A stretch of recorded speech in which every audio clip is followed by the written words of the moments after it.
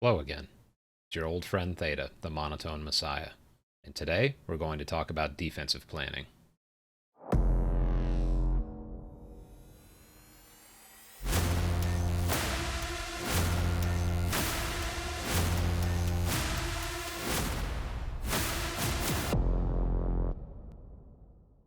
I know it's been a while since I've released anything, but today the drought of Theta videos ends with one of the most important subjects out there, defensive planning. For those of you who don't watch competitive Onward, I left my previous team, Mayhem, and formed a new team called Tempo. The idea behind forming this team was to act as a coach, as I think this is the future of VR esports, and I wanted to see if I could pass on everything I've learned from playing at the highest level of the game. The downside of making that commitment was that I didn't have much time to work on videos. I was spending hours each day running scrims, planning, doing film reviews, and in general running a team.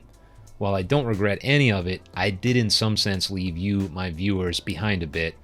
The upside is that now you'll get the benefit of what I've learned as a coach, and in the long run it will make for much better videos since I've had to spend a lot of time explaining things in detail to newer players.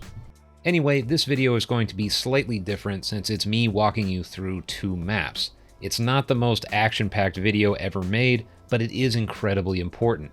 If you can stick through the whole thing, you'll be rewarded with a much better understanding of how to plan a defense. And as I've said many times before, defense is the foundation of a good team. You need to have a solid defense in order to have the confidence to take risks on offense, and it's often the difference maker between equally skilled teams. Now that that's out of the way, let's get into it. Let's begin with a simple meta defense on a simple map and a simple objective. Cargo, one of the two north objectives. What are we looking at right here? Let's break down the elements before we go into what's happening. First of all, you'll notice that each position has a line coming out of it. This is the angle that each position is responsible for. Pretty straightforward concept there. I don't think it needs to go into too much detail, but it's good to have this mapped out ahead of time so that every player who watches what you're planning gets a sense of what their responsibility is. One thing I see a lot of newer players do is they'll just mark a position on the map and say, this is where I'm going. They don't say, this is what I'm going to be watching, and then the other players on the team aren't really sure either, and you end up with a full team of individuals not taking care of each other. Secondly, you'll see this big green line across the map. This is what I call a finish line. This is a concept I coined on Tempo, and the idea is that this is a line that anybody who wants to reach the objective has to cross. So no matter what, if the attackers want to get a cap on this objective, they have no choice but to cross this line. Not every map, and not every objective, I should say, has a finish line. And as you'll see on the next map that I'm going to showcase to you, some objectives have more than one finish line, and that requires a different type of defense. Lastly, you'll see that there's this little label that says LOU. I call this the LU, or the last one up position. The idea here is that you define ahead of time where the last player should be if they are the last ones up. What often happens, especially on newer teams, is they're the last one up and they're not sure what they should be doing. And when you're in a high-stress situation, you need as much information in your memory as possible. If you try to just come up with things on the fly, it can work, but more often than not. So the idea here is we say, all right, if everything falls apart on this plan and the enemy has taken everybody else out, the last person should go here. I will say that with a finish line, a well-defined finish line, as long as you're watching that, that is, you could, for example, be over on this left side behind this red crate. Sometimes people do that. That's also, I would consider, a somewhat acceptable LU. I personally like this one just because you have more cover, and if anybody tries to come in behind you, then you have a way to listen and hear them coming behind you and deal with it. So you're covered in both sides. It's also harder to nade somebody in there, although it's not impossible. Either way, it's just whatever your opinion is, you should have that LU position defined whenever possible. You'll also see on the next map that we're going to explore that sometimes the LU is a little more complex than that, but I'll wait until the next map to explain that. Anyway, what are the lines that I've laid out? The idea is that you want to have intersecting lines where people are watching not just the finish line in this case, but they're watching each other's backs, or they're watching the most critical areas of the map. Every objective has what could be considered a central problem that needs to be solved, and it's different for each side. So on defense, you usually just want to make sure as many angles are covered as possible, and you want to cover them in the most effective way you can, which often means getting as much distance between the end of your line and yourself while covering as much ground while covered as possible. In this particular objective, as long as there is a ton of coverage crossing over in front of the objective, you should be okay. And this is a simple objective to think about. Just because it's a simple map, there's no real flanking possibility. There's no way for people to get behind you. So everybody can just be forward facing and covering lines that intersect with each other. And intersection of lines is an important piece to think about as well. The idea is that when you do that, you cover more ground than you would if you just had an independent line. And also you create crossfires. So for example, if somebody comes through the middle and they try to get up here, they're going to have two people that they have to contend with rather than one. It creates an overwhelming advantage for your defense when you have a situation like that. But at the same time, these people are not watching the exact same spots. This person is watching slightly at an angle here to anybody that's coming in from the tunnel, whereas Barrels is watching anybody that gets past that point and is potentially catching anyone that tries to come through Yellow Room. I do want to say that this is not a perfect defense by any stretch of the imagination. This is just a meta defense. It's very common. And when I'm laying out a defense, I like to start out with the most conservative, basic defense I can, just so I can understand the strongest lines possible. The problem is if you do that too much, you become predictable. A lot of teams fall into this trap. They do the same things that work over and over again. Teams start watching their footage, and they get figured out. For example, if people play on this Barrels position all the time, it's very easy for somebody to get across and send a nade right onto that person's head. So you have to find ways to toy with this. And I'll talk much more about this in the next map in terms of rotations and how you can start thinking in different levels. But what you can start doing once you have this laid out is start making changes and then figure out from there what that does. So what I'll do is just get rid of this line. And we're going to move this person. Let's say we want to get really spicy. We're going to move them right here. This is a common spot. This is center 3. In case you're not familiar, center is labeled 1, 2, 3, 4. And if you need a mnemonic to remember that, just say, for the pipes. I don't know. Simple stuff like that works for me. Whatever you need. Anyway, common to have somebody right here watching this doorway. So what ends up happening if you do this? It's important to walk through these so you can understand the consequences, not only for rearranging your defense, but in case somebody dies. So let's say Barrel dies and you don't have somebody over here. Well, now you have not that much of a gap, but it still exists. And then you can just walk through, okay, what happens if the person on the pipes dies? What happens if the person in the loo position dies? So on and so forth. And you need to think through multiple levels here and figure out how you're going to change your defense. But anyway, again, I'll get into this more on the second map. In the meantime, you can start looking after you have the conservative setup into more offensive setups. This one we're saying, all right, we're going to put somebody here. Another one we can do, because this is a common spot and people nade it all the time, is you can put somebody right here. Now, they're still watching roughly the same area, but it's not necessarily the same position, and it's less predictable. So you can hear people coming up the middle, you can catch people coming out of the tunnel. It's a little redundant since you have the loo position there, but either way, it's just a way to throw people off. And another way to think about defense, aside from just the lines, is you can create, I'll create an area. So let's say we put somebody here. Obviously, they're really not in a spot where they have much of a line because they're just watching in this narrow little space. So you say, all right, your job is to control center 3. I don't care how you do it, just stop people from getting through, and if anybody crosses and this person in the red container can't catch them, it's your job to make sure they get spotted and shot. That's another way of thinking about this. You don't just have to use lines. And the same thing could be said, let's do this.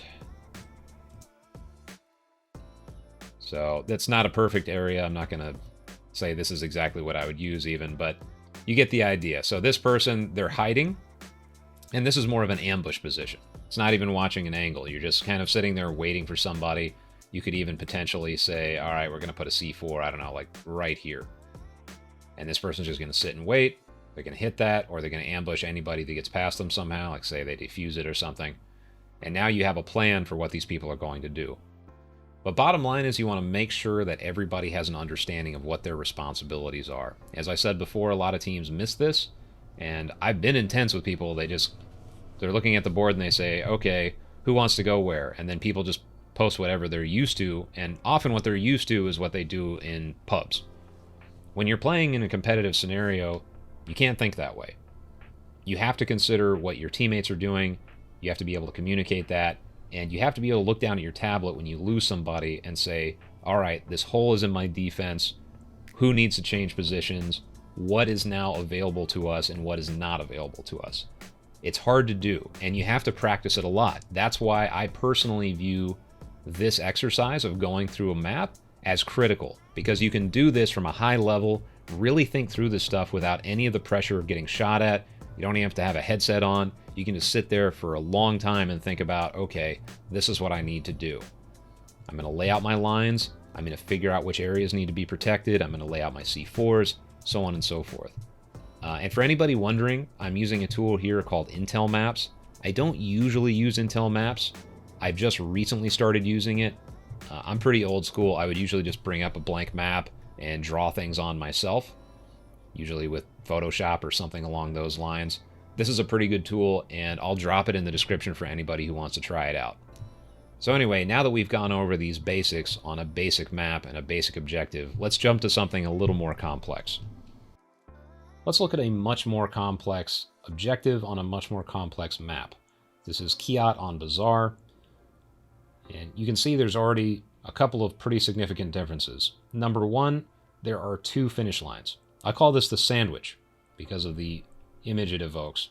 You have to sandwich it from two sides, which means the loo is sort of by default not a tenable position. You can't watch both sides as one player all at once. You can't just sit in one spot and protect the finish line because there isn't just one finish line. So the loo in this case is just in an area. You should still have this defined so that everybody knows where to go, but realize that this is a losing situation in most cases, and I'd even advise just punching in the code if it's 1v5 and it's not a 3-3 round or something. If it's 3-3 on a deciding map or something, obviously fight it out, but you're fighting an uphill battle on an objective like this because you can't just sit in one place and watch the most important angles. You have to move around, and that means you are going to create openings for somebody to come in and cap. So you can see 4 intersecting lines. The reason I've done this in this particular defense is that the market is incredibly important to control. You don't want people getting across it and getting a cap on the front side, or what you would call the south side of Kiat. However, just like any other defensive arrangement, that leaves a vulnerability. We have somebody in the north. They are watching this north side. They are watching the north sandwich line or north finish line, whatever you want to call it. And if this person goes down, I'm just going to mark this with a flash. There we go. Mark this with a flash. So let's say this person's dead. You still have some coverage on the north with this person on fountain, but let's say this person comes in here. He starts looking through what I call a murder window, which is one of these window sills, and pre-fires this person and gets them. Let's mark another flash. So now we're down 2 people, and one of the finish lines is now exposed. Any finish line that's unprotected is an emergency. This is red alert. Everybody needs to figure this out. So what do you do about this? Well, you have to have a plan ahead of time for dealing with this. You guys, everybody on the team has to internalize, okay, this person in the north is dead. I then do A, B, and C. Everybody does A, B, and C. So what I like to do whenever I'm mapping this out is I create lines for those rotations. So I think to myself, all right, this person in the north is dead. Who's closest? Who can get that rotation in? All right, I'm going to go in here. And this is just, I'm not going to go into detail here. All of this is just an example, by the way. I want to put that out as a disclaimer. I'm not saying use this defense. I'm not saying use anything. I'm saying beyond just the concepts. This is pretty meta defense. I'm not saying it's the best by any means, and I'm not saying any of the rotation paths I'm going to give you are the best. Just take the concepts and run with them. So anyway, this person, their job is now to rotate in. And if this person rotates in, that means this angle is now open. And this creates what I call the coil. Oh, wrong color. And the coil is, as you lose people, just like a coil, you start getting closer to objective. So if this person moves out and goes into the Kiat area to try and clear out north, and then let's just say we're going to even take this further and put this person here, and now they are protecting permanently this north side of the sandwich. So if that person does that, this person should not stay still. They should get closer to the objective. Likewise, you could come up with something. I'm not, again, saying do this. This is just something to think about. Is you could put somebody here, and we're going to place them, I don't know. Let's just say we're going to put them over here instead now. And they're going to be watching, say, in like this. Not perfect markings, but you get what I'm doing. Point is that the coil involves just saying, all right, somebody's dead near objective, or even not near objective, just somebody's dead, we need to tighten up. What ends up happening in most cases when teams get capped on is that people are not rotating enough and they're too far away.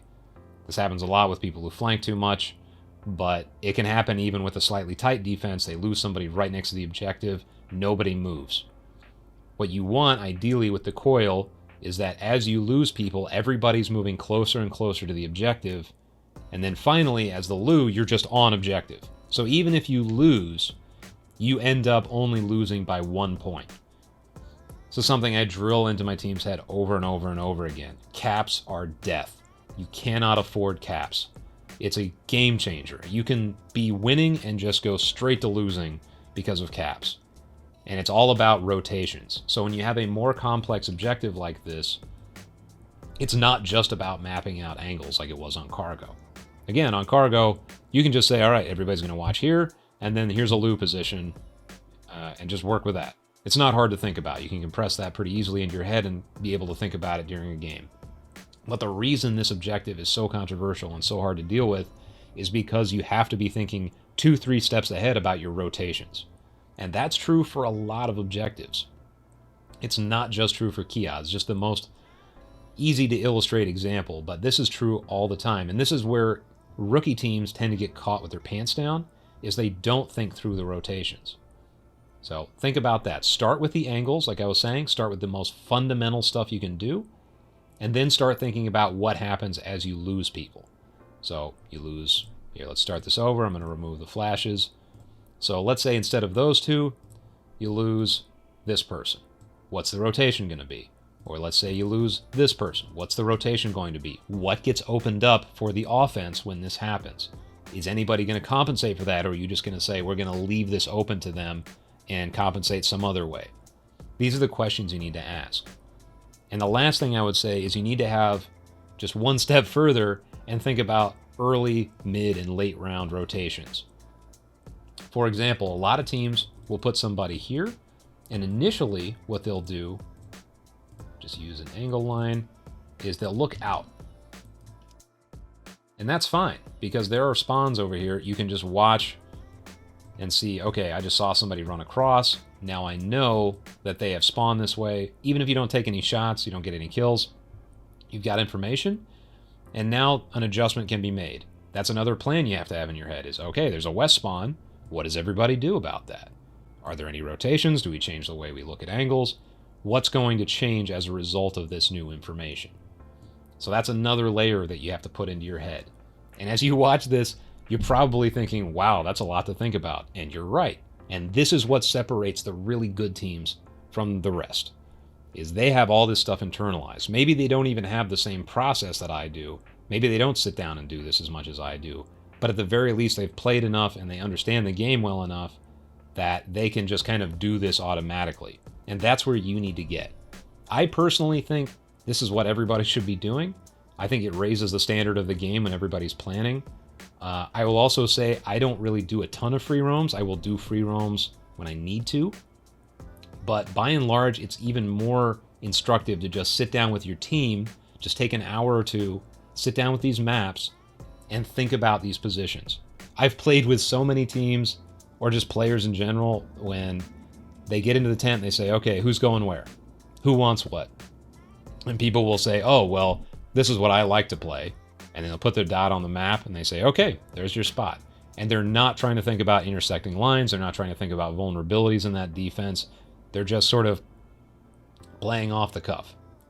That can work in the lower levels, I would say all the way up to gold maybe, and it can work in pubs. But you start reaching beyond that level, you're going to get crushed thinking that way. So if your ambition is to go further, this is what you need to be doing. Anyway, I hope this has been helpful. I know it's been a bit of a long video. It's a lot to cram in. But if you have any questions whatsoever, drop them in the comments section. You can also visit me in my Discord, invite.gg/ThetaVR.